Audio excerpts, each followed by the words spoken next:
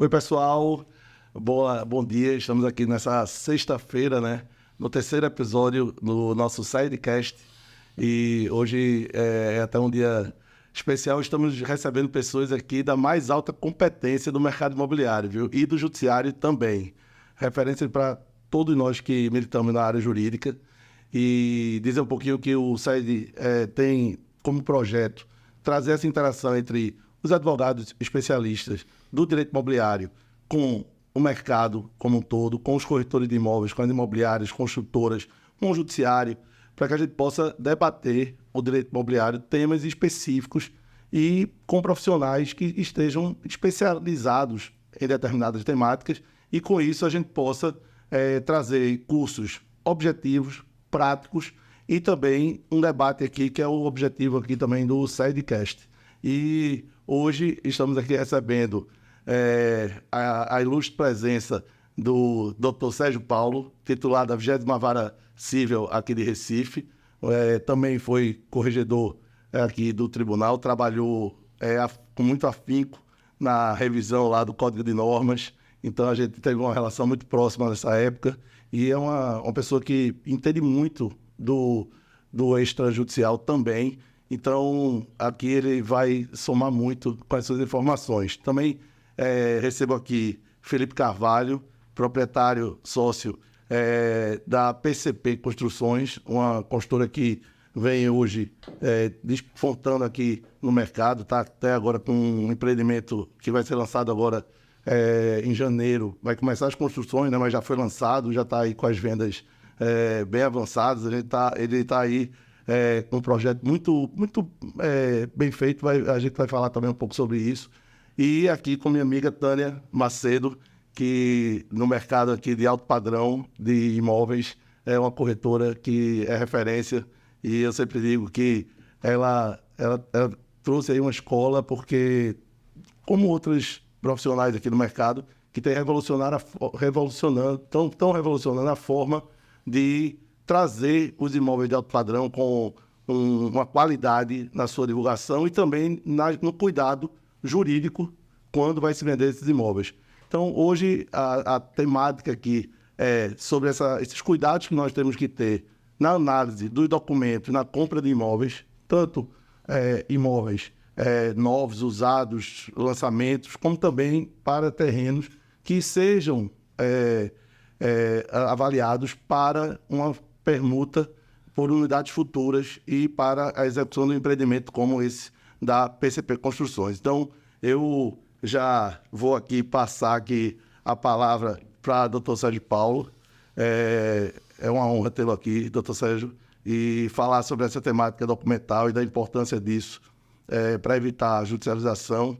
É muito bom ter uma pessoa como o senhor aqui, que pode trazer muitas informações nesse sentido. Então, bom dia para o senhor e a palavra inicial é toda sua.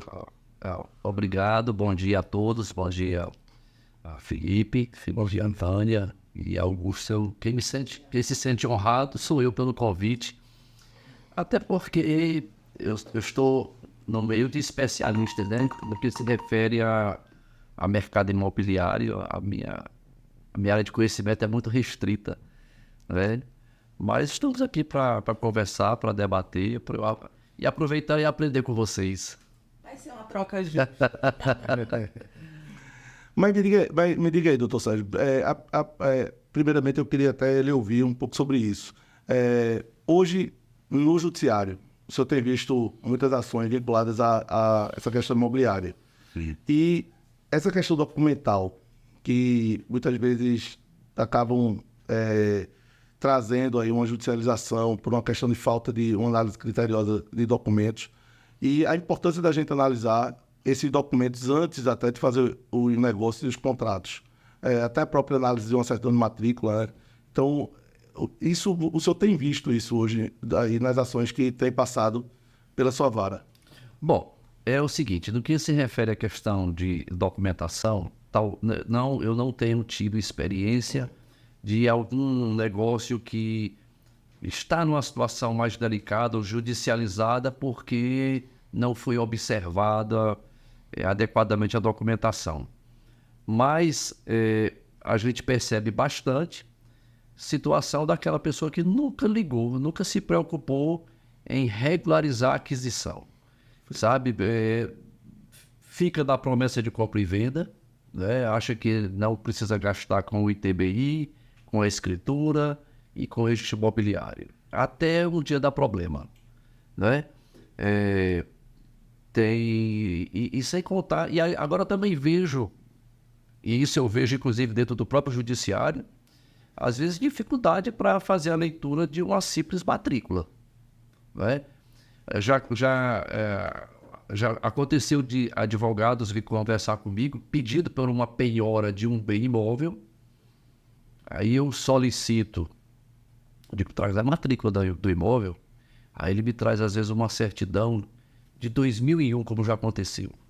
Eu digo, traz uma mais novinha. Tá, tem que... né? Tá mais novinha, porque de lá para cá eu não sei o que é que aconteceu. Aí ele traz. E já aconteceu dele trazer uma escritura pública. E se aborreceu quando eu disse, não é isso, eu quero a matrícula. Ele disse, não, mas o que vale é a escritura. Você acredita? Acredito. Então, e ainda quando traz corretamente a matrícula imobiliária, eu às vezes ainda pergunto, quem está na posse do imóvel? Porque a gente pode ter que desfazer essa penhora por uns embargos de terceiro. Então, vamos se preocupar com quem está na posse. É o próprio devedor, né? Então veja que essa questão documental que para vocês aqui parece muito óbvia, muito elementar, a gente encontra esse tipo de coisa, sabe? De penhoras realizadas sobre bens de terceiro, não se verificou que o imóvel estava em nome de terceiro. É bem verdade que, às vezes, o juiz tem conhecimento que aquele devedor adquiriu, é dele, mas ele propositadamente permanece em nome de terceiro, como um meio de blindar o patrimônio. Aí o juiz faz, mas ele faz caso pensado, sabendo. E não porque ninguém ligou, porque ninguém se preocupou, porque ninguém percebeu, que é muito diferente, né? Mas, enfim, essa questão documental é algo que a gente se depara com certa frequência, muito mais nessa questão de ou não se preocupa em formalizar aquisições, ou quando se tem uma matrícula, não se faz uma leitura adequada, parece que uma dificuldade de fazer a leitura de uma simples matrícula imobiliária. Entendi. Felipe, eu até vou aqui falar dele, que eu sei que houve um sofrimento aí, um sofrimento que os consultores passam sempre quando são cautelosos com você, em relação à parte documental. Hoje você está aí com um empreendimento lançado, mas a gente sabe aí que houve um período de muita análise, muita luta, muita aprovação de projeto, e memorial de incorporação, regularização, cuidado quando você foi comprar esse terreno. Eu queria que você falasse um pouco desse cuidado, e eu sei que a PCP tem um jurídico também muito cuidadoso, que cuidou dessa verificação da documentação do terreno. Então, essa experiência sua em relação a essa preocupação com a documentação, essa exigência hoje que a Caixa faz quando participa do financiamento dessa obra, eu queria até que você falasse um pouco disso, dessa dificuldade e também da importância dessa avaliação para evitar riscos aí do seu negócio. Isso aí a gente passou um período de quase 4 anos para regularizar o terreno. A gente já sabia que o terreno tinha problemas, mas a gente gostou do terreno, era um terreno muito bom. E a gente teve que fazer uma transação, uma parte em dinheiro para a proprietária e outra parte em permuta. E esse dinheiro era exatamente para ela poder resolver os problemas que ela tinha. Ela tinha que fazer inventário, ela tinha execução fiscal, ela tinha uma série de pendências com companhia de energia elétrica, com água, bombeiros. Então, assim, a gente fez toda a investigação com o departamento jurídico da empresa e a gente tirou aquele raio-x do terreno, viu quais eram os problemas, chegamos a um denominador comum que os problemas eram resolvíveis, né? Então, a gente optou por ir em frente. Então, a gente pagou esses débitos do terreno todos e fez a regularização do terreno. Agora, a gente entrou sabendo. O problema que eu acho maior é quando a pessoa é surpreendida. Isso. Que a gente aqui, ano que vem, vamos fazer 30 anos no mercado e a gente já viu muita gente ser surpreendida, né? Que comprou um terreno e depois de um tempo aparece um outro proprietário reivindicando o terreno E a pessoa acaba tendo que pagar 2 vezes o terreno, né? Ou então a pessoa comprou um terreno grande, que a gente já viu esse caso aqui também. E quando a pessoa foi fazer o projeto do terreno para aprovar na prefeitura, o antigo proprietário tinha invadido uma rua. Ele tinha um pedaço do terreno de um lado, tinha uma rua no meio, ele comprou a parte dos fundos. E incorporou. A rua invadiu e incorporou, né? E isso causou um problema muito grande. Foi uma surpresa bastante desagradável para o proprietário novo do terreno, né? Então, assim, essa due diligence, ela é muito importante.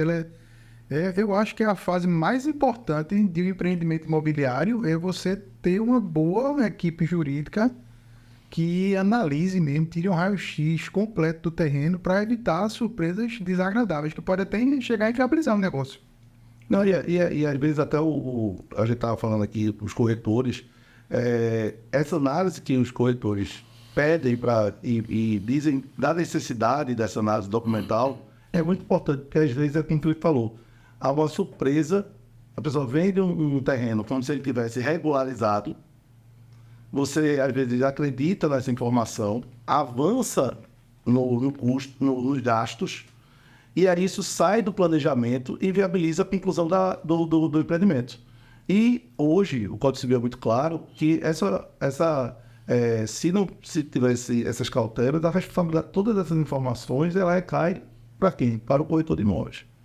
Então, o corretor que vende um imóvel, um terreno, sem a verificação da documentação, passa informações como se aquele imóvel estivesse regularizado quando ele não está, esse prejuízo ele recai ao corretor de imóveis, muitas vezes. Então, eu já passando aqui para a Tânia, eu até queria, eu sei que a imobiliária dela tem esse cuidado, e é muito importante esse checklist antes, né? Eu vejo muito, às vezes, o corretor vendendo um imóvel sem sequer, hoje, retirar uma certidão de matrícula. Pega um documento que o próprio cliente entregou a ele e já anuncia essa venda. Quando hoje existem ferramentas tão tranquilas, tão rápidas, hoje você entra no sistema lá, você vê a matrícula, pelo menos você consegue visualizar ela, realmente se pelo menos ele é o proprietário de sua hipoteca. Então, eu queria até que você falasse, Tânia, um pouquinho disso, dessa preocupação hoje que o mercado exige do corretor. Olá, pessoal, prazer estar aqui com vocês. Um debate rico, porque cada um traz um pouco da sua vivência, da sua experiência. E nós, como imobiliárias, como corretores de imóveis, nós somos a ponta. Você constrói e a gente realiza, né, faz esse match com o consumidor final. Só que a nossa responsabilidade jurídica, ela também é muito grande. As pessoas, muitas vezes, nosso foco hoje é voltado para imóveis prontos, né, de alto padrão. Então, um corretor que trata do imóvel usado, eu até brinco, eu digo que ele é um corretor até mais preparado, porque é uma exigência maior do que a gente tratar de um lançamento, porque no lançamento, a própria construtora acaba fazendo aquele tratamento da documentação, do contrato, e o corretor tem mais a preocupação de, claro, vender a ideia, o projeto e tratar de planos de pagamentos, né? Quanto o corretor de imóveis usados, ele precisa entender de uma série de outras coisas, de um pouco de arquitetura, da geografia do terreno, de trazer aquela parte psicológica, porque a compra, ela realmente é uma emoção muito grande quando eu trato do morar, do imóvel para a família residir. E tem a parte documental que eu preciso assegurar àquela família que aquele imóvel está sadio, porque muitas vezes, gente, por mais que sejam imóveis de alto valor, 1 milhão ou 2, é a aposentadoria da pessoa, ela trabalhou a vida inteira para comprar aquele imóvel. E se a gente não tiver esse olhar, esse cuidado, a gente acaba destruindo a vida do outro, o sonho do outro. Então, o que somos nós para não ter essa cautela, esse cuidado? E a certidão do imóvel, a matrícula, é o esqueleto de tudo. É a parte central da negociação. Você precisa checar. Tem até a lei que protege. Se você é um comprador de boa fé, na matrícula tem que estar tudo registrado. Só que a gente sabe da teoria e da prática. A lei da concentração da matrícula. Nem tudo está na matrícula porque ainda é um processo administrativo, não foi judicializado.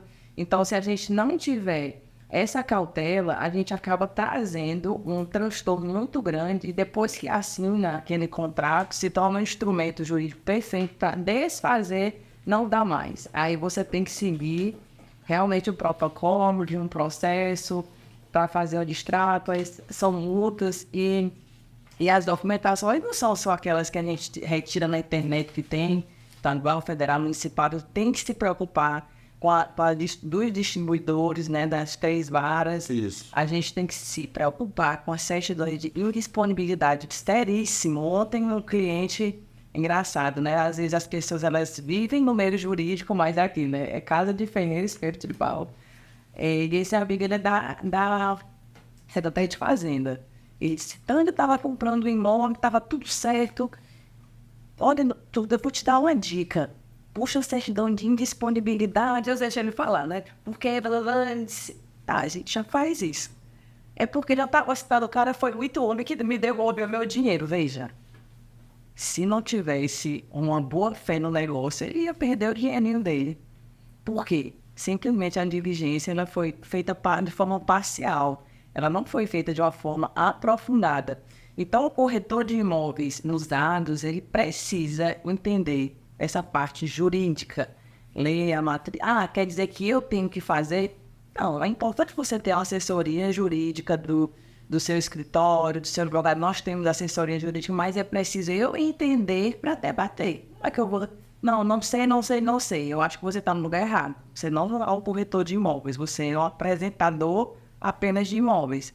Você precisa entender de uma forma geral para poder dar assistência ao seu cliente. Porque se eu não entendo de temperícia, eu não entendo de registro de imóveis, se eu não sei a diferença de uma escritura para um registro de imóveis, pelo amor de Deus, gente. Eu sempre digo que tem uma frase hoje que diz assim, que todo mundo é vendedor, né? Sim. E, né? Todo mundo é vendedor. Sim. Então, a pessoa pode dizer, eu tenho um vendedor dentro de mim, aí tá tudo certo.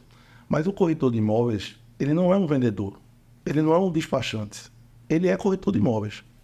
Então, ele tem um artigo próprio do Código Civil, trazendo lá a responsabilidade do corretor, que ele tem que dar toda a informação em risco. Então, nós recebemos criminalmente por informações erradas, em perícias. Então, assim, é uma coisa muito séria. Eu até brinco assim, as pessoas muitas vezes dispersam o patrimônio. Eu tenho um patrimônio que eu vou dispersar, jogo na internet, 10, 20 corretores. Aí entra na minha casa, meus filhos estão lá, tá a minha intimidade, minha segurança. Quem é aquele profissional que você está dando seu patrimônio? Isso. Você sabe onde é que o escritório dele, você sabe a formação dele. Tá, e se der alguma coisa errada, você vai culpar quem? Parte do princípio que a gente quer um serviço, eu vou te responsabilizar, mas com a troca de contratei, confiei e você vai receber essa remuneração. Mas e aí, quem? Não sabe, porque pulverizou no mercado imóvel e não vai poder cobrar de ninguém. Vai ser mais um corretor e seu imóvel vai ser mais um. Então, assim, a gente tem uma dispersão com a não exclusividade imobiliária, que eu acho que é um esqueleto. Não, é um tema, se você explicar que é um tema do luto tanto. Veja, É muito caro o tema da exclusividade. No meu MBA eu defendi isso, né? A não exclusividade no negócio imobiliário. E quando eu fui fazer a pesquisa, os próprios corretores não defendiam a exclusividade, ou por ignorância, por não entender, e muitos proprietários não gostam porque não entendem, porque o próprio corretor não se posiciona. É ruim? Não. Eu apenas estou trazendo um trabalho para mais responsabilidades. Infelizmente, muitos colegas não querem ter essa responsabilidade, porque exige um investimento financeiro para você tratar a mídia, exige um comprometimento maior para você estar representando a venda daquele imóvel. E às vezes os colegas não querem, se eu vender meu... Mas assim, é interessante porque aquele mesmo imóvel tem 10 pessoas trabalhando, cada uma às vezes coloca um preço diferente, e muitas vezes isso gera uma poluição digital, e muitas vezes quando você está negociando aquele imóvel que você tratou que é um valor, e o outro colega colocou outro valor, aí gera dúvida em quem está comprando, que ele acessa, que vai dizer, olha, o que é isso? Esse imóvel está outro valor, por quê? Aí o que acontece? Desistência, ele se sente enganado, porque simplesmente não teve uma pessoa responsável, um imobiliário, um corretor, responsável pela gestão da venda. Então ficou assim, o imóvel pulverizado, o proprietário jogou no ventilador no mercado, o corretor não teve o cuidado, porque tanto faz, né, a responsabilidade dele. Então, assim, uma coisa vai gerando várias outras coisas. Essa questão, doutor Sérgio, da indisponibilidade, ela é tão séria que você falou é uma coisa muito interessante. Porque o que acontece muitas vezes? Você tem uma promessa de compra e venda, a pessoa tirou as certidões, mas não tirou a certidão também de disponibilidade desse imóvel. E tem cartórios que entregam em separado. Sim. Ela entrega a certidão de matrícula, mas não entrega a certidão de ônus. E aí você não pediu. E aí, o que é que acaba acontecendo? Houve um pagamento de um sinal alto. Isso eu já vi acontecer. E aí, quando vai se fazer a escritura, tem a indisponibilidade. E aí o pagamento já foi feito. Veja, parte daquele dinheiro já foi gasto. E essa indisponibilidade não é atual, ela já é pré-existente. Já pré-existia. Né? Não é uma coisa que foi ali naqueles 30 dias. Ela já existia. Então, e aí isso gera um problema enorme. Lógico. Principalmente para o profissional que está assessorando aquela venda. Lógico. Né? Porque foi uma informação do qual ele não obteve. Era de responsabilidade dele. Ele não solicitou. Ele não sabia por quê. Então, a importância desse rol de certidões, né, pré-venda. Pois é, aí acaba que o valor foi pago e acabou que, para você rever esse valor, aí é uma confusão. Então, essa questão documental e da indisponibilidade, ela é muito séria. E eu até digo, o senhor falou assim, a disponibilidade também poderia ser naquele período. Veja, pode até haver uma indisponibilidade naquele período e que possa impedir a venda, mas até o histórico do vendedor, você tem que avaliar para ver se ele pode ter uma possível indisponibilidade. Se você puxou as certidões de distribuição e viu lá as ações judiciais, você sabe você sabe até se pode haver uma indisponibilidade nesse período. Perfeito. Né? Então, até esse período você diz, não dá porque pode acontecer uma indisponibilidade agora. O juiz pode, em qualquer momento, nessa execução, determinar a indisponibilidade. Então, você tem que saber o risco. E outra coisa, o risco, eu sempre digo isso, o risco não é nosso, o risco é do cliente. Sim. Então, se você formaliza dizendo que existe esse risco e ele quer continuar com aquele negócio, ok, ele arriscou. Não, mas eu quero, porque eu conheço a pessoa que está me vendendo, eu sei que ele tem essa ação, mas se houver, ele resolve comigo, ok. A gente não pode ser surpreendido pela falta de informação. Lógico. É isso. Mas eu, só para fechar aqui no raciocínio, o seguinte, do que eu estava ouvindo aqui os colegas de mesa falar, existe um ditado que o advogado, e isso é coisa muito certa, ele é o primeiro advogado, é o primeiro juiz da causa. Sem dúvida.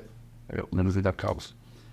E esse trabalho de uma boa análise por parte do corretor, por parte do construtor, por parte do advogado, é ser o primeiro juiz, né, da situação, do caso em si.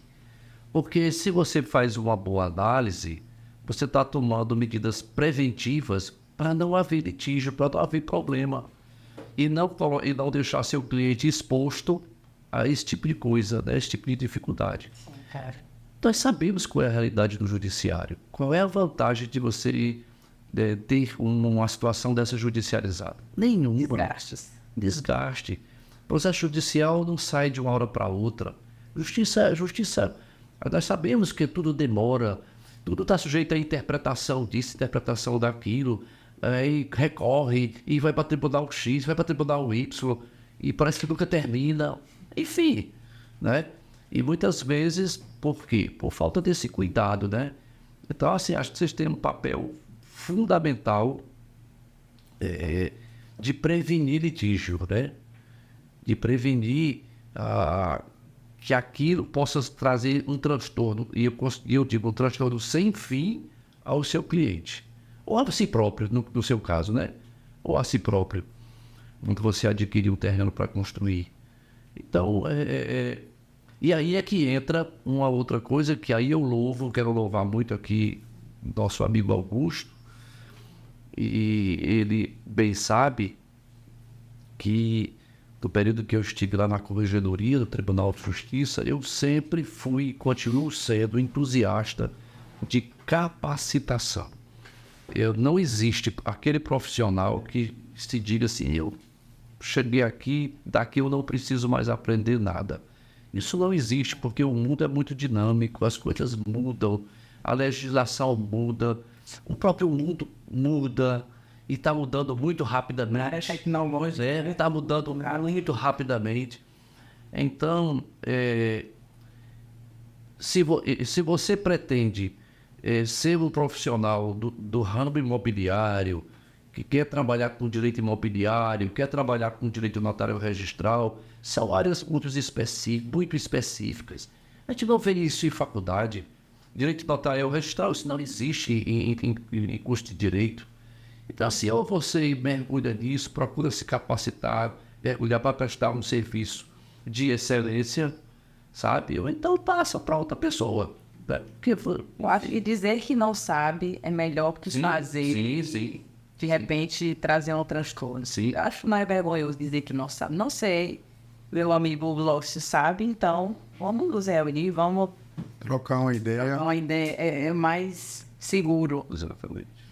Só pegando o gancho do que tanto o Lócio falou quanto o Felipe, dessa parte, existem problemas, eu posso comprar, fiz um raio-x. Se eu sei que tem solução, que a maioria dessas soluções, eles acabam sendo financeiros e dinheiro resolve, tá tudo certo.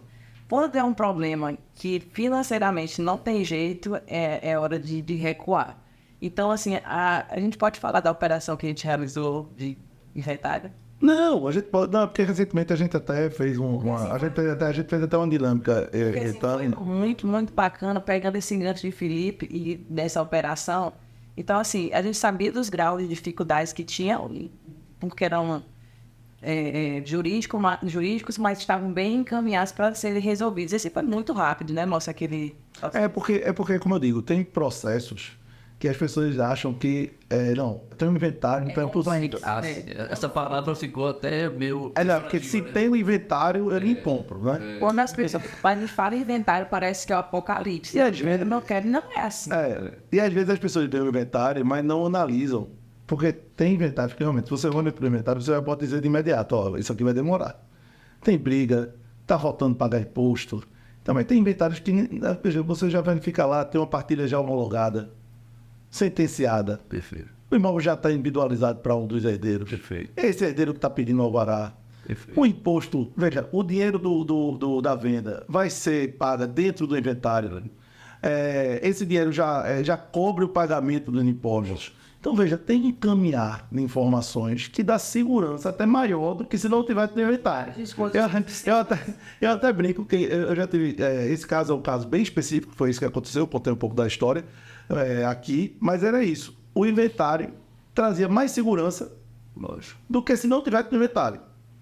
Por quê? Porque o pagamento, veja, era um pagamento que se aquele pagamento não fosse feito no inventário e não fosse daquela forma, pelo valor que estava sendo pago, talvez a pessoa que estivesse comprando não teria a segurança de ter imediatamente um alvará e de estar pagando esse valor dentro de um processo judicial. E que já tinha toda uma análise que evitaria qualquer tipo de briga de herdeiros. Né? Então, teve a chancela do judiciário. Então, quer dizer, o inventário muitas vezes ele não é pré-judicial, ele é ele soma aquela venda. Né? Às vezes você vai comprar um imóvel, por exemplo, que envolve um menor e aí, veja, e que às vezes as pessoas não entendem a particularidade disso. Aí você faz a venda pelo judiciário, obtém a autorização judicial, mas isso dá uma segurança maior do que você fazer, né, uma venda. Então, são informações que eu sempre digo, o corretor é muito importante nesse sistema e os consultores, porque eles é que delegam essas informações. Eu sempre digo, as pessoas dizem, o corretor tem que saber de tudo. Aí eu vejo que o corretor quer saber e entender tudo. Não, se ele delegar bem, ele mitiga essa responsabilidade. Se ele pegar isso, isso aqui o jurídico já organizou. Quem é o jurídico? É fulano. Então ele é que é a responsabilidade dele, que ele está dando a informação. Se eu pego uma questão de arquitetura, eu tenho um arquiteto aqui, veja, você mitiga as responsabilidades quando você assim transfere.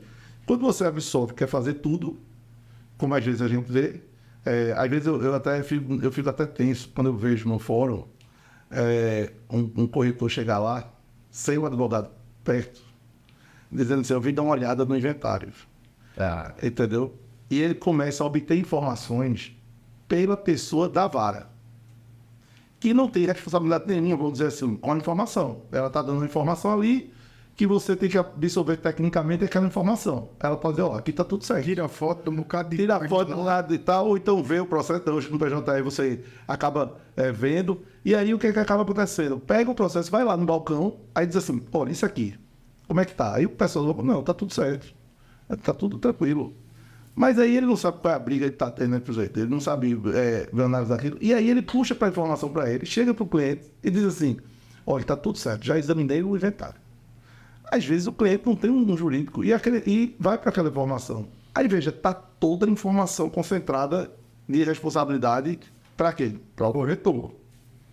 Eu sempre digo, você está dando assim, é como se você estivesse fazendo você está absorvendo uma responsabilidade, uma bomba que vai estourar só no seu colo se der errado. Mas, entendeu?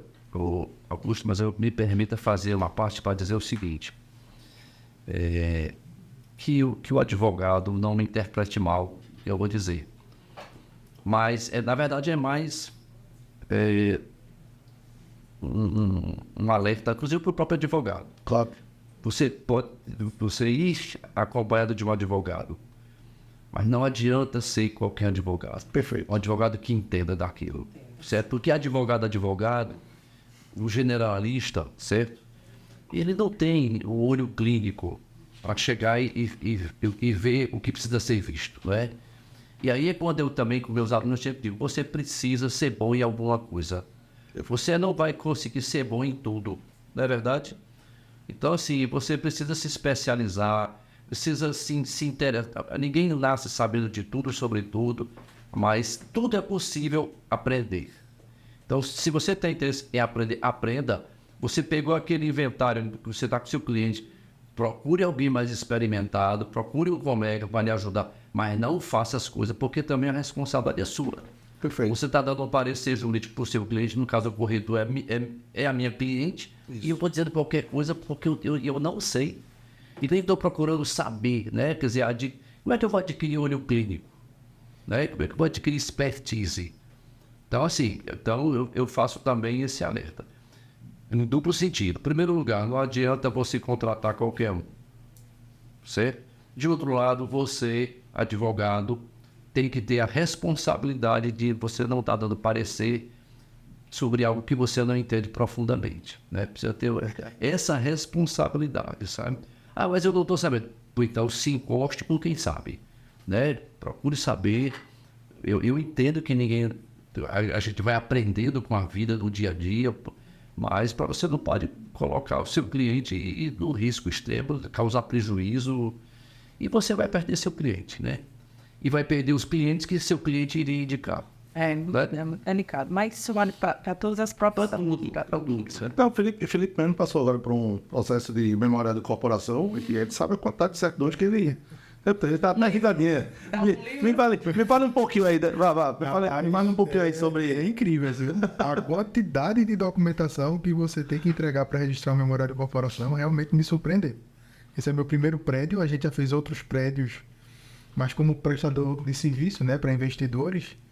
E esse sendo o nosso primeiro empreendimento, a gente está fazendo tudo certinho, seguindo todos os trâmites necessários, mas me surpreendeu. É incrível a quantidade de documentação, né? E a segurança que um memorial de corporação registrado traz para o cliente. Porque antigamente a gente via as pessoas compravam apartamento sem o memorial estar registrado. Né? Hoje em dia até parece que a legislação está mudando, né? E você vai poder começar a comercializar unidades antes do memorial ser registrado. Mas antes não era assim, antes era proibido, né? Hoje ainda é proibido. Hoje você só pode vender um memorial registrado. Porque tem projetos que estão em tramitação, querendo que, na verdade, você possa começar a comercialização com parte da documentação já apresentada. Isso. Pois é. E a gente se surpreende, porque a gente vê... Isso sempre aconteceu no mercado. Construtoras que quebraram. A mais famosa foi a Incol, né? Mas a gente vê ainda hoje pessoas com problemas com construtoras e dizem, eu comprei um imóvel, a construtora tal, e não sabia que não tinha um memorial registrado. A pessoa não tomou a cautela. E era um lançamento, era um imóvel na planta, né? Então, assim, ainda acontece. Infelizmente, ainda acontece muito. Dentro do mercado imobiliário, a gente tem um leque de segmentos também, assim como no negócio, na advocacia, né? Eu sou especialista em direito imobiliário, civil, criminal. Dentro do negócio imobiliário, imóveis prontos, lançamentos, vou de imóvel de praia, faz agronegócio, né? Fazenda. Então, assim, cada um tem uma linguagem diferente da documentação. Totalmente. Eu já tive a oportunidade de trabalhar no passado com agronegócio. Então, assim, a leitura da documentação é diferente, a abordagem do cliente é diferente. E é diferente também do lançamento, que eu preciso ler o memorial, entender plantas, tudo, posição. O imóvel usado já muda. Então, assim, dá para fazer tudo? Não. É importante você ser bom. Cada um no seu quadrado, né? Cada um no seu quadrado. Não, e o memorial tem uma coisa interessante, que é uma quantidade enorme de certidões, e às vezes a gente não vê preocupação, até dos corretores e dos profissionais, de se preocupar do porquê daquela documentação. Eu sempre digo, por isso que eu digo, olha, o corretor não pode trabalhar como despachante. Ele obtém a certidão, ele tem que ler aquele documento. Por que daquele documento? Por que está se pedindo aquela certidão da empresa? Por que está se pedindo aquele documento do terreno? Para poder, por que essa verificação econômica, financeira, para terminar um empreendimento que vai atingir tantas famílias? Tem todo um porquê. E eu digo isso porque, Felipe, eu até brinco, eu conheço ele há muito tempo, e e os consultores têm essa preocupação, é engraçado. Geralmente os donos das consultoras são engenheiros e eles são muito bons em planilhar e ler esses documentos de forma pormenorizada. Então, quando a gente vai trabalhar com consultores, eu sempre digo, tem que ter muito cuidado dos corretores, advogados, porque eles são muito preparados. Porque eles leem esses documentos. Porque eles sabem que está saindo do bolso deles. E a responsabilidade está toda em cima deles. Então, quando eles vão fazer uma incorporação, eles entendem o que é ser um incorporador, eles entendem o que é... Eles têm uma preocupação, ficam até nervosos e tal. E eles olham tudo. Então, essa pergunta é corriqueira hoje. Por que essa certidão? Estão pedindo mais outra certidão, mas por quê? Eu quero entender por quê. Por quê? Porque não existe mais. Vamos tirar e juntar. Não, eu quero saber por que estão me pedindo isso. Por causa exatamente disso. Porque você tem que estar preparado em relação a essas documentações. E hoje as exigências estão sendo cada vez maiores pela quantidade de fraudes que hoje existem, mas também estão sendo otimizadas. A tecnologia está vindo muito forte. Verdade. E isso está otimizando a retirada dessas certidões. Então, hoje você não tem mais aquela... Por exemplo, quando você vai para uma reunião, às vezes você acha que está que vai dar uma informação, o seu cliente já tirou aquela certidão pela internet. Ele já tem essa certidão na hora lá do computador dele, e ele já vai lhe perguntar coisas que, se você também não tiver essa certidão, ele já viu que você não é especialista. Entendeu? E aí ele já não quer mais lhe contratar. Então, hoje é muito fácil. Hoje você entra lá no registrador e você já obtém uma certidão a tempo real, na mesma hora. Na mesma hora você já visualiza toda a matrícula do imóvel. É o que os médicos falam, que o paciente já chega, já olhou no Google, saiu aonde que já chega discutindo com ele a doença e o tratamento, né? Pois é, e essa questão dos empreendimentos é uma coisa muito, muito séria mesmo, porque hoje, essa questão do memorial, eu sempre digo que os clientes hoje eles leem, eles querem saber a metragem, eles querem saber o material que está sendo utilizado, eles querem que isso esteja no memorial. Hoje, patrimônio de afetação, que separa o patrimônio do empreendimento do patrimônio da empresa, hoje é uma exigência cada vez maior do consumidor, porque ele sabe ali que vai evitar uma execução e evita mesmo. Eu estou dizendo que eu tenho vários casos que o empreendimento foi blindado e foi o que salvou. E o construtor tem uma vantagem, porque quando ele afeta a construção, ele entra no RET, no Regime Especial Tributário. Então a alíquota dele cai, vai para 4%. Isso. Então é uma vantagem para o construtor, né, afetar o patrimônio, e para o comprador é uma segurança maior. Não, e veja só, eu sempre que posso falo sobre isso. O brasileiro, ele tem, ou ainda tem, assim, um apego muito forte à história da minha casa própria, né? Mas essa juventude é que hoje em dia já está se descolando disso um pouco, né? Não quer mais saber de ter automóvel, não quer mais saber de ter casa, tá pegando seu dinheiro e fazendo outra coisa na vida do que está imobilizando, né? Mas ainda é muito forte essa coisa de eu ter minha casa. Eu tenho minha casa própria. Então isso mexe, é uma coisa que envolve muita responsabilidade, porque envolve o emocional, não só de um, mas da família como um todo, né? Você por exemplo, a gente vê no judiciário isso, pessoas que começaram a pagar muito sacrifício, aquelas mensalidades enquanto a obra ia, e depois a obra é abandonada, e tenta-se obter o dinheiro de volta, e cadê, sabe? Então, assim, isso destrói. Verdade. Destrói, sabe? Aquelas pessoas. Pesadelo. Exatamente. O sonho vira pesadelo e aquilo é muito ruim. E acho que é ruim para o mercado como um todo, né? Porque A insegurança contamina o mercado. tira a credibilidade, né? Verdade. Tira a credibilidade, como em qualquer área. Hoje eu até faço uma defesa aqui, que pelo que eu percebo, então o mercado aqui de Pernambuco, principalmente, ele hoje está bem mais maduro. Sim. Essas ações judiciais, por não término de uma obra, é porque a empresa não terminou, não entregou, era uma coisa realmente um pouco de resquícios de ações antigas do passado. Hoje existe uma exigência muito forte. O mercado hoje cobra muito, as instituições também. As empresas hoje aqui do mercado de Pernambuco têm uma responsabilidade muito grande, eu vejo isso.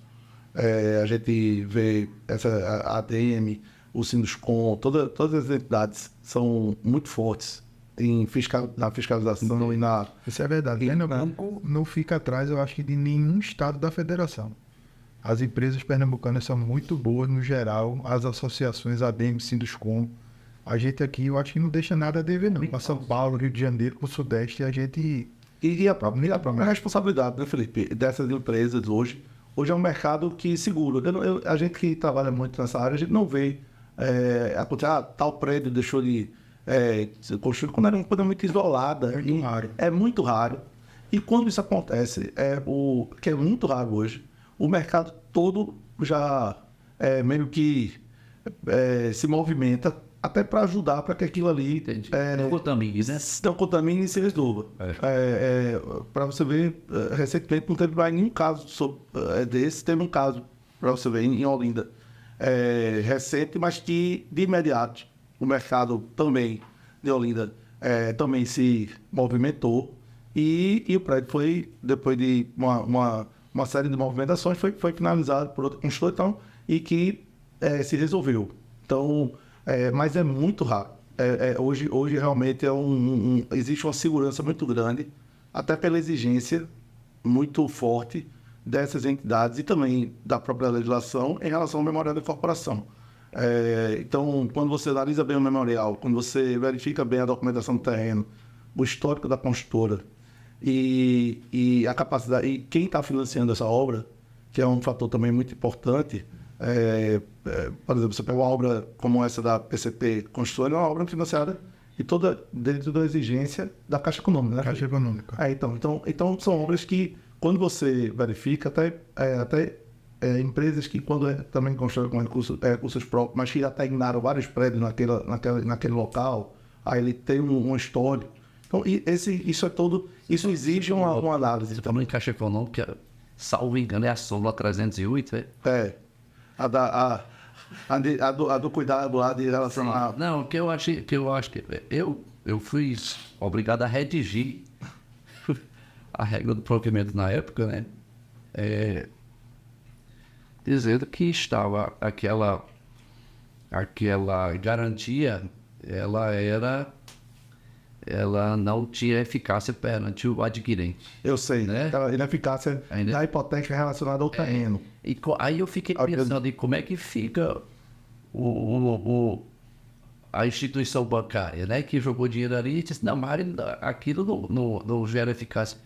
Mas não está no registro imobiliário, mas como é que ele é ineficaz, né? Porque na verdade, essa questão aí dessa ineficácia, Foi muito dirigido aquele caso lá. Mas hoje é aplicável. Sim, mas infelizmente, virou provimento e aí E eu pensava... hoje ela não atinge o consumidor. É porque, na verdade, ficava em situação complicada, porque você tinha uma hipoteca que garantia ali, vamos dizer, era para garantir o empreendimento, mas o empreendimento, o consumidor final, se a construtora não, vamos dizer, não pagasse, Isso.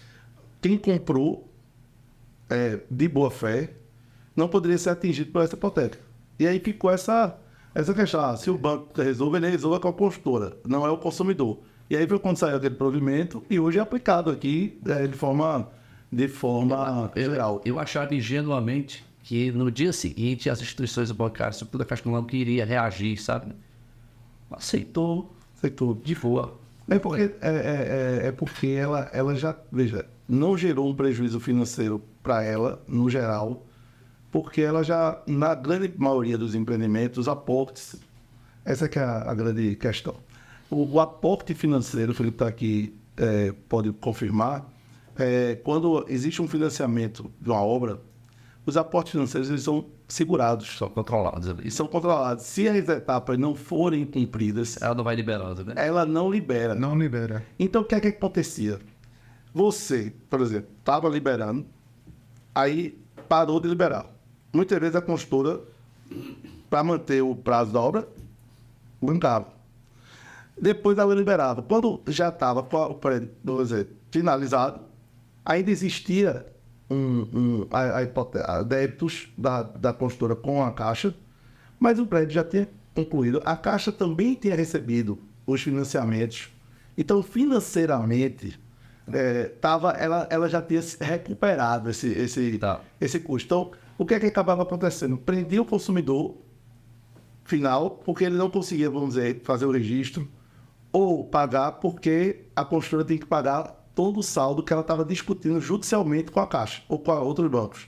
Então, aquilo já era um problema que estava sendo discutido judicialmente com a Caixa, com a construtora, e o consumidor estava sendo impedido de fazer o registro depois que ele já pagou tudo. Aí por isso que disse, aqui, aí sai o problema. Eu acho que É ineficaz perante o terceiro. Eu acho isso uma falsa solução. Mas, acaba sendo uma Falsa solução. por exemplo, ficção jurídica, né?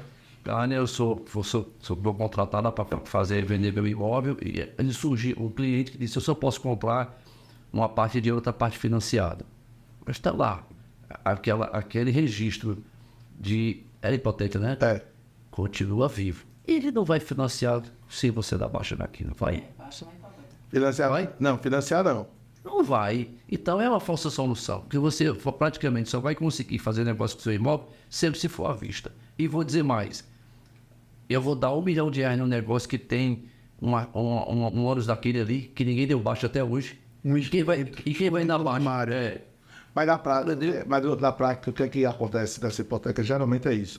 São imóveis de 400 mil reais, 500 mil, que a pessoa está pagando realmente, vamos dizer, à vista, ou está parcelando com a própria construtora, mas... Não, eu já estou falando, quando aquele adquirente originário quer fazer negócio. Eu entendi. E ele faz. E é uma coisa que está acontecendo. Porque senão vai ter que ficar... A ineficácia fica sendo colocada nas escrituras, vamos dizer, sequencialmente. Existe uma cláusula das escrituras e todas são colocadas. Devido ao provimento tal, essa hipoteca é ineficaz. Pois e quem faz a escritura em registro. E quem disse que ela seria para todos, né? Não seria só para o adquirente originário, né? Bom... Então, é só que o senhor assim, entendeu? Tá vendo, o senhor tá defendendo um ponto, eu tô defendendo o outro, tá vendo? A gente já entrou num debate bom aqui. A gente já atingiu assim... Já aprendeu. A gente já chegou aqui no... Porque eu acho que às vezes é falsa solução, sabe? Não sei. Não, e a gente já chegou aqui no objetivo do Sérgio, que é exatamente esse. Pois eu tenho, olha, eu tive tanta dificuldade da minha vida de juntar R$400 mil. É o que tá lá, é o preço que o cara quer comprar. Aí eu encontro lá, tá lá. Não, tem uma hipoteca em favor da Caixa Econômica, que não foi baixada. Aí disse, não é à vista. Eu vou botar meu dinheirinho nisso. Não, mas a escritura vai dizer que ainda é eficaz. Eu digo, tá aí, por que não limpa essa matrícula? Né? É porque, veja, às vezes limpar essa matrícula, ela é fácil. Muitas vezes faz.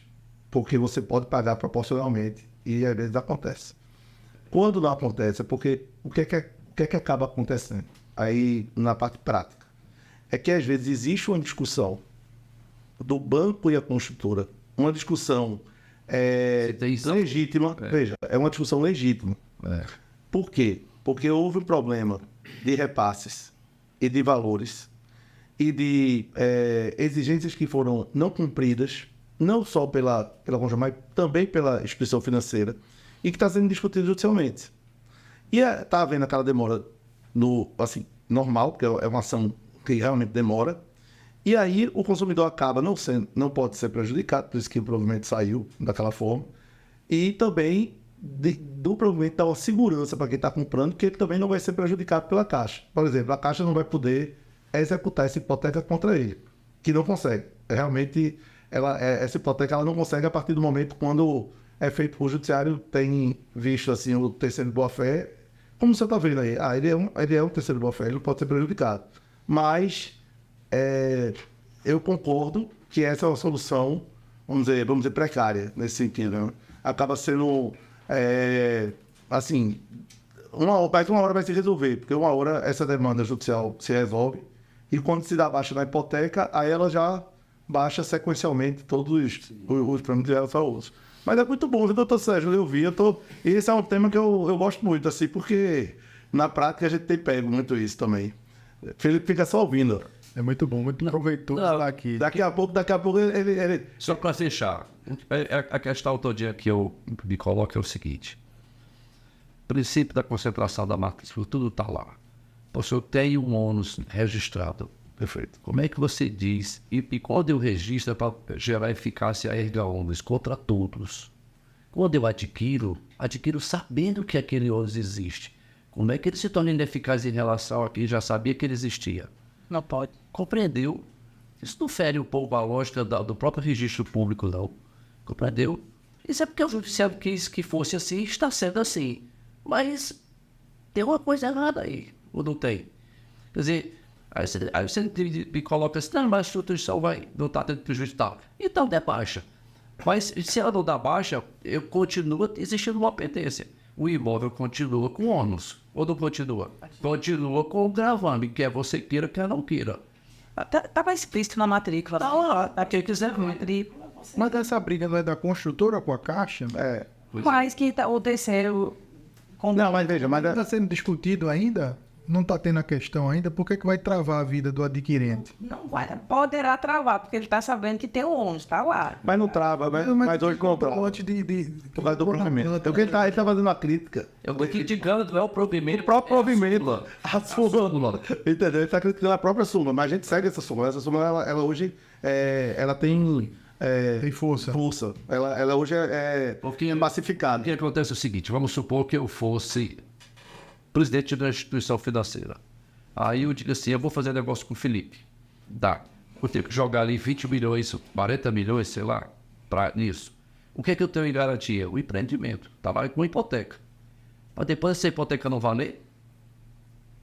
Quer dizer, como é que eu vou jogar dinheiro nisso agora? Se os tribunais dizem que isso não vale contra quem adquiriu, ele vai vender os apartamentos para todo mundo e essa hipoteca não está valendo nada. Quer dizer, por que eu vou jogar dinheiro nisso? É porque, na verdade, essa hipoteca, eu até vou mais além. Eu acho que jogar dinheiro. A minha crítica não é nem só... eu sou favorável ao provimento, mas eu tenho uma crítica em relação à própria hipoteca. Essa hipoteca, como ela é realizada. Sim. Essa garantia que é dada com imóveis que já não são mais do incorporador. Esse é que é o problema, entendeu? Quando você faz o memória, por isso que o provimento existe, é porque tem esse sentido.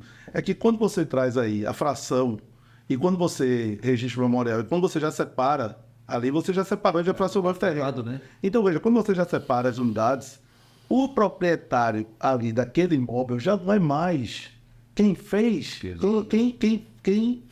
o que gerou a hipoteca. O negócio que gerou a hipoteca. O empreendimento ganha vida própria. Ganha vida própria. Então, quem está comprando, por exemplo, eu estou adquirindo uma unidade.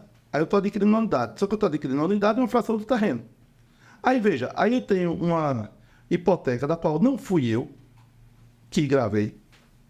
Tudo bem, eu sabia que tinha essa garantia para o banco, mas é uma garantia que, veja, eu já paguei todo o valor, E essa discussão sobre repasses, sobre valores, essa hipoteca é que não deveria poder ser feita dessa forma. A garantia que o banco deveria ter com, muitas vezes, o empreendimento deveria ser outra. E não essa. Por quê? Porque aí o consumidor, que é aquele que é resguardado por esse provimento e também pela suma, foi essa a questão, resguardar este do qual não participou e não pode ser o garantidor desse negócio, desse financiamento lá atrás que foi feito, já que a obra, veja, atingiu também a sua finalidade. Até porque, sabidamente, aquilo é para ser vendido, né? Isso, essa que é a questão. Para ser vendido. Por isso que é uma discussão muito interessante essa. Mas, assim, hoje deixando bem claro, né, pessoal, que o provimento, né, está em vigor. Então, essa hipoteca, essa hipoteca, ela é ineficaz. Mas hoje o mercado tem trabalhado com muita responsabilidade essa ineficácia dela. Quando fazem o negócio, sabe? É só essa ressalva. Mas que bom, falta... Ô, Rafa. 10 minutos. Olha, porque eu quebro o protocolo aqui, eu chamo o Rafa. Isso ele proíbe, sabe? Ele diz assim, olha, não permite, não trave, não... Aqui é para informar. Eu pergunto mesmo. Trazendo um pouco mais aqui para as documentações cotidianas dos negócios imobiliários, principalmente os astros, a gente fala muito aqui da documentação de incorporação e tudo, voltada para o lançamento. Tem certidões que são, assim, parecem bobas, óbvias, mas para o vendedor, às vezes ele não é o dia a dia dele, para ele é um universo alheio, que é a quitação do condomínio. Eu já vi gente entrar em uma roubada, porque era muito meu amigo, a pessoa comprou o imóvel, não pediu essa certidão, quando depois se transferiu, viu que tinha uma dívida de mais 150 mil reais. Quem que vai pagar isso aí? Quem já vendeu, gastou de... Já foi. E o outro ficou com um problema gigante. Tem até imóveis que vão para leilão e a dívida do condomínio não entra naquele valor. Então o cara arremata e vai ter que pagar a dívida do condomínio. Dívida de condomínio vai para dívida de PTU vai para leilão, para dívida ativa. Então, assim, você precisa solicitar essas certidões, porque você pode se resguardar de um problema grande. Parece ser óbvio, mas tem gente que não faz essa diligência básica. E condomínio hoje é uma coisa muito séria. A gente hoje a legislação é muito rápida. Título judicial, né? Título judicial. Ou extrajudicial. Título extrajudicial, mas já de execução direta. Então, quer dizer, hoje você é uma ação que é rápida. Hoje, eu sempre digo, condomínio, não brinque não, você vai perder o seu imóvel. Exatamente. Vai perder. Não tem que você é no bem de família. E tem uma... E agora, mesmo sendo bem de família, não pode ser atribuído no condomínio. O condomínio é uma coisa muito séria hoje. Eu sempre digo que aquilo que atinge, eu até brinco que a lei que funciona é aquela que atinge o próprio judiciário. Eu sempre digo assim, porque... aquela que está no dia a dia de quem está julgando. Porque, veja, todo mundo tem ali uma pessoa inadimplente do seu condomínio, que está prejudicando todo o planejamento do condomínio. Então, veja, aquilo começa a criar um problema do seu dia a dia, da sua vida. O devedor, quanto mais, 4 pessoas devendo no condomínio, aí você está pagando ali, aí descobre que aquela obra que precisa ser feita não tem viabilidade, porque tem 5 pessoas devendo, 4 pessoas devendo. Hoje, entendeu? Não há espaço, né? Essas ações de despejo e tudo, mas antigamente as pessoas acumulavam anos. Mas é por isso, porque agora assim, o jurídico todo condomínio já tem um jurídico rápido, e é uma ação fácil, de execução rápida. Então, tá devendo, já executa, já está cobrando, já... hoje você com 4 meses, você já tem a cobrança, já está negativando, já está ali levando o imóvel para leilão. Então, hoje é coisa muito séria. Na verdade, assim, acho que tudo começou quando o Código Civil limitou a uma multa de 2%. Aí foi o estímulo à inadimplência, né? Isso. Eu vou pagar o cartão de crédito, eu não pago o condomínio. Uma dívida barata. Barato, né? Então, só que aí, o que aconteceu? Tem condomínios que ficou inviabilizado, mais populares, que, sei lá, um quarto do pessoal, a metade não estava pagando. Quer dizer, inviabilizou. E aí agora veio o CPC, né, de 2015, Isso. tornou título executivo, aí endureceu, né? E tem acontecido, né, de muitos imóveis tem ali lá uma arrematação e tudo mais. Não, então, é como o Tânia falou, muito importante tirar pedir essa declaração Demais. de adimplência, porque se você ali compra um imóvel com esse débito vai seguir o imóvel. E aí você vai ser responsável por pagar esse condomínio. Teve um caso. E são valores altos. Teve um caso, pessoal, que assim, a gente vai também aprendendo com toda essa jornada. Uma operação que nós fizemos com a pré-venda, que a gente começou a puxar todos os certidões da vendedora, dívida municipal federal, e viu lá que tinha uma dívida federal. Aí disse, mas de quê? Ela disse, não, mas eu não devo nada. Ela era uma pessoa muito correta, tudo. E foi ver, veja, a mãe dela tinha feito uma doação para ela de um imóvel e de uma quantia, que foi justamente para comprar esse imóvel que ela estava vendendo naquela ocasião. Ela disse, não, mas minha mãe pagou o imposto naquela ocasião, tudo. Aí quando eu fui fazer a leitura junto com o meu jurídico, foi ver que ela tinha sido cobrada em duplicidade, porque ela não deveria ter sido cobrada de um dos dois, era do imóvel, era da doação, que resguardava. E aí o que nós orientamos para ela? Um era uma compra à vista, a pessoa tinha prazo e pressa para entrar, quando o contrato, e você pague, e administrativamente você só solicite esse reembolso, porque senão a gente vai se deparar aqui com a longa jornada administrativa. Então, veja, às vezes tem dias que nem o próprio vendedor sabe que ele contraiu, o que tem lá, que assim, tem que ter esse cuidado, porque senão... Agora, é renda de marinha, tem gente que compra, não tirou a certidão negativa do SPU. Da SPU. Aí quando vê, tem lá, foro atrasado, laudêmio atrasado. Santa Casa de Misericórdia também tem imóveis que você paga. Então, são essas nuances, esses detalhes que muitas vezes profissionais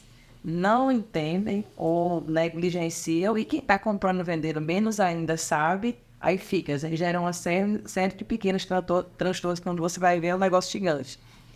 Eu mesmo tive uma experiência negativa em relação à compra e venda de imóvel. Então, assim, até a gente que às vezes tem toda a preocupação do lance se depara. Então, se for uma experiência terrível, eu comprei um imóvel, era um imóvel mais em conta, mais acessível de investimento. E nessa ocasião, eu fiz a diligência, certidão, matrícula, tudo certo. Depois que foi feita a mudança, tudo, chegou uma notificação da prefeitura. Eu disse, mas não foi feito nada no imóvel, não foi feito nenhuma reforma. Existia um processo administrativo que para você ver, às vezes nosso sistema também, às vezes não, ele é falho, muito falho. A prefeitura, infelizmente, tem muita ainda... Eles não são conectados em muitos setores e acaba que a gente, como contribuinte, acaba pagando o preço muito alto, assim, por essa não ligação, né, nos processos. Existia um processo administrativo, na minha opinião, quando fosse gerado o ITBI, já era para barrar. Não pode ter transferido porque existe isso e isso. Exatamente. Não, deixa você transferir, depois que transfere. Não, agora você herdou um problema. Não é mais um processo administrativo, agora é um judicial. Se não estava na matrícula, não tinha nenhum ônus ali, não é que eu ia saber o processo de boa fé. Lógico. Então, assim, eu me deparei com isso nessa jornada e precisei abraçar a causa se eu não quisesse me estressar mais ainda, resolver. Porque a pessoa que vendeu sabia que tinha todas essas notificações, né, da prefeitura, não falou nada, foi uma vendedora de má fé, só que assim, foi tão desgastante que eu preferi resolver do que ainda contar a história triste. Mas assim, isso são detalhes importantes de ver. Foram 4 anos que eu me dediquei a resolver um problema. Tânia, você não viu? Puxei todas as certidões, mas não estava lá porque era administrativo. E aí, doutor, quando está no administrativo, como é que você vai adivinhar? Não, então, é isso. Essa questão dessa análise é sempre uma coisa que eu digo. Um documento vai puxando o outro. Você vai, às vezes eu vou dar curso sobre diligência prévia e sobre essa questão documental, sempre não, mas isso não precisa. e tal. E muitas vezes a gente acaba sendo chato, porque... Essa situação do administrativo, no nosso dia a dia, a gente não é nem orientado a solicitar certidões na DIRCOM aqui, para saber se tem uma... Tem que pesquisar nem lucro também. Sabe? A gente não é orientado Não, sem dúvida. a fazer esse tipo de diligência. Sem dúvida. Porque acho que já tem um tempo, já que na Enlub é obrigatório você fazer PGRCC, Plano de Geração de Resíduos da Construção Civil. Então, muita gente compra um terreno onde existia uma casa, e aí quando vai dar entrada no projeto da prefeitura, o cara diz, vai lá na Enlub, tem uma multa para tu pagar. E são multas altas, 20 mil, 30 mil reais, porque a pessoa não fez um PGRCC da demolição do imóvel e não comprovou a destinação da metralha. O cara destruiu a casa, jogou dentro de um mangue, jogou em qualquer lugar e não comprovou. Então, a pessoa compra o terreno, não, tá lá o terreno limpinho, fez a diligência todinha, cartório, certidão. Mas quando chega nele, o cara diz, não, pô, tu tem aqui, 30 mil. Se tu quiser pagar aqui, eu dou 50% de desconto, tu paga 15%. Então, assim, é muito... Essa falta de conexão que Tânia tá falando, realmente isso é verdade. Tem muita gente... Vai ter coisa que sempre, como você aí, que é um profissional experiente, às vezes vai passar, vai ter um problema. Porque realmente falta essa conexão. Árvore no terreno. Eles têm imagens. Para arrecadar, a prefeitura é super eficiente. E eles são muito bons em arrecadar. Então, eles têm imagens lá. Aí ele chega no teu terreno e diz, não, pô, tem 4 árvores aqui. Olha aqui a foto aqui de 1998. 2000. Tem a foto aqui das fotos. Cadê as fotos árvores no terreno? Você entrou com um processo para erradicar as árvores? Não, pronto, vamos aqui. Quando você for retirar sua habitação, tem uma multa para você aqui. 40 mil, 30 mil. Então, assim, são multas altas. Às vezes até o estudo do zoneamento, né? Porque às vezes... O zoneamento, ele é uma coisa absurda também. Recife é uma capital que ela tem áreas muito restritas para construir. Você tem áreas aqui que é 60% de solo natural. Tem áreas na cidade que é gabarito, de 14 metros, de 20 metros. Tem área que o coeficiente máximo é 2. Então, você só pode construir 2 vezes a área do terreno. Eu até ouvi recentemente, parece que vai mudar. A legislação está para mudar aí, para ver se afrouxa mais, né? Mas é muito importante. Eu estava conversando com o doutor Sérgio aqui antes de começar, que eu tive um cliente que ele comprou um terreno que foi analisado erradamente, né? E ele teve que construir um primeiro andar na obra, não botou estacionamento no empreendimento. Por quê? Porque quando fizeram um estudo para ele, o coeficiente eles achavam que era 3, e era 20% de área natural, de solo natural. Quando foi aprovar o projeto da prefeitura, o coeficiente era 2, e tinha que ter 50% da área do terreno tinha que ser de solo natural. Então você veja que surpresa desagradável para um investidor, um cara que está comprando um imóvel para fazer um empreendimento e recebe uma notícia dessa. A gente, quando profissional, claro, precisamos evoluir muito, mas assim, a gente por trás, essa parte de pública, né, que nos assiste, né, de prefeitura, de cartórios, claro que tem muita evolução aí tecnológica que aconteceu. Não, melhorou muito. Melhorou, mas assim, a gente ainda depende muito. Então, assim, se o órgão é ágil, eficiente, menos burocrático, vai nos auxiliar muito no dia a dia. Mas se a gente se depara sempre com essa problemática da burocracia, da não conexão de setores, assim, a gente vai sempre ter que ficar driblando, né, esses problemas e para poder ser mais assertivo. Porque assim, a gente vai de uma hora se deparar num gargalo desse, você chega no analista, ele analisou dessa forma, você cumpriu a exigência, chega no outro, ele vai dizer, não é dessa forma. Então, assim, a gente fica sem saber qual o parâmetro correto para aquela análise, né? E se aquele setor, por que quem não se comunicou com o outro, sendo da mesma instituição, a gente fica um pouco, assim, às vezes, vulnerável, né? Verdade. Pessoal, a gente está chegando aqui, foi muito rico hoje a nossa conversa, né? Eu sempre digo, eu adoro essas comunicações aqui que o pessoal me passa, que eu quero sempre protocolo, porque eu fico, porque senão o pessoal fica percebendo que eu estou com dificuldade de entender. Mas mostra aí, Rafa, para mim aí, mostra aí, para eu poder... Opa! Olha aí, gostei. Esse recadinho é importante. Vou dar sim. Então, o que é que acontece? A gente hoje teve uma conversa muito rica. Realmente, a gente só tem a agradecer. O Sérgio só tem a agradecer. Sei que o tempo de vocês é um tempo muito caro. Doutor Sérgio está aqui, é uma honra. porque além da nossa amizade, que foi criada aí com essa militância pelo extrajudicial, mas pela sua generosidade e também pela competência que sabemos que o senhor tem, tanto como magistrado, mas e como professor de processo, que é uma das referências aqui no estado de Pernambuco. Agradecer também a Felipe Carvalho, da PCP Construções, empresa aí que está despontando aí, né, entre as novas empresas aí do mercado e que eu tenho certeza que vai fazer história. Estamos começando devagarinho. Um empreendimento só, quando ele estiver bem encaminhado, a gente começa a pensar em outra coisa. Quantos apartamentos tem no seu empreendimento para saber o tamanho da humildade? 56. Olha aí, tá vendo? Aqui na minha. Um projeto muito, muito bem feito, muito bem trabalhado, que eu sei que ele pensou em cada detalhe. Tem aí abraçado como o primeiro filho da PCP. E o primeiro filho a gente, né, a nossa referência ali. Verdade. Então, tenho Muito certeza cuidado. que vai ser um empreendimento de muito sucesso naquela região ali de Campo Grande que obrigado. tá mudando muito, né? Tá mudando. O bairro de Campo Grande está melhorando muito. Estão vindo empreendimentos muito estruturadores, muito interessantes para o bairro. E o bairro, com certeza, já vai ser a bola da vez. Já está sendo a bola da vez. O bairro tem muita área de casa ainda para construção, né? Muita área disponível. E lá o coeficiente é bom, né? Tem algumas regiões que o solo é ruim, mas em outras regiões o solo é bom. No meu caso, o solo foi bom. Então, não estou gastando muito com fundação, Que é uma parte que é uma parte pesada que pode chegar até a inviabilizar, né, a execução de uma obra. Então, assim, eu acho que Campo Grande vai despontar. Em breve vai ter muito empreendimento sendo lançado lá. Então já se despeça aí dos nossos... Eu gostaria de agradecer a todos aí e fico à disposição.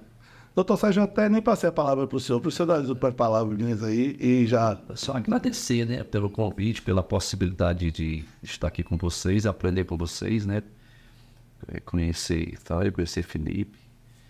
E quem se sente honrado pelo convite sou eu. Estarei sempre à disposição do amigo. Coisa boa. Tânia, muito obrigado pela presença. Passar a palavra aí para você também para... Gente, tem feliz, hoje é aniversário aqui do Felipe. Aniversário do Felipe. Obrigado. É do Dr. Sérgio, prazer conhecer vocês. Lócio é um amigo querido, parceiro de negócios. Não podia deixar de vir aqui prestigiar hoje o nosso podcast aqui do Sérgio. Eu tô aprendendo a falar direito, é Sidecast. Que aí foi um treino. Meu amigo. Entendeu? Então, agradecer pelo dia, pela oportunidade.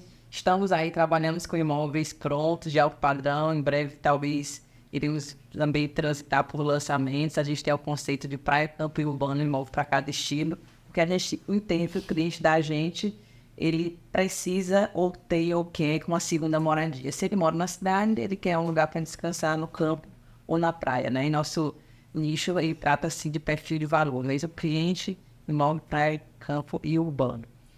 Ela é conhecida como a rainha do Alphaville. Em Alphaville, quando entra assim, é um horroroso. A referência, Alphaville, Aldeia, Alto, alguns imóveis. Coisa boa. E então eu vou encerrar aqui, mas antes de encerrar, eu queria até dizer a vocês que assinem lá o nosso canal no YouTube, tá? E também entrem lá no nosso Instagram, do SESD, @SESD. Entrem lá para que vocês possam se inscrever, participarem do Instagram. A gente está com um curso agora que vai ser ministrado em fevereiro. Aqui no Rio Mar. Inclusive, veja, eu estou tão feliz porque a gente nem lançou, mal lançou. Nós já estamos aí com mais de 30 inscritos. Veja, em fevereiro a gente... Faz uma semana que a gente colocou no nosso Instagram e já está aí com as vendas despontando. Eu até estou assustado, então eu confesso. Eu estou achando que eu vou ser... São 2 dias que eu vou ser assim... Vai ser de muitas perguntas, de muita força. A discussão é muito rica porque a gente aprende na prática. Esses cursos mais curtos e intensos, a gente acaba aprendendo muito mais do que você, né? Você vai consumir ali tudo. Depois do carnaval, sobrevivam ao carnaval. Eu vou me esforçar para sobreviver também ao carnaval. porque eu sou um carnavalesco nato, estarei em todas. Gente, nossa, Quem me vê... você deu seu arroba aí? Não, claro, tem seu arroba. Arroba. Deixa eu arroba. Nas mídias, @Tânia Macedo Imóveis, nosso canal, você vai ficar por dentro dos mais bem exclusivos imóveis aqui do Recife região. Isso. E nosso Instagram, nosso TikTok também, gente, a gente viraliza. Tu tem TikTok, né? Também, certo? A TikTok eu não tenho coragem, não. 1 milhão e 700. Não, você é você. Porque TikTok eu não mais vai bem. Eu lhe sigo. TikTok. Eu lhe sigo. Felipe também, sigam também, né? Lá, né, Felipe? @PCP Construções. Vão lá e já comprem logo a sua unidade, porque tá acabando. Entendeu? Qual é essa seu arroba? Não, ele é, por favor, professor Sérgio Paulo, dica de processo civil é com ele mesmo. Tem também, professor Sérgio Paulo. É isso mesmo, então sigam lá. Então foi muito bom, muito obrigado, pessoal. É uma sexta-feira de muita gratidão e de muita energia boa. E em fevereiro aguardo também você ir lá no nosso curso. Um abraço. Tchau a todos. Até mais.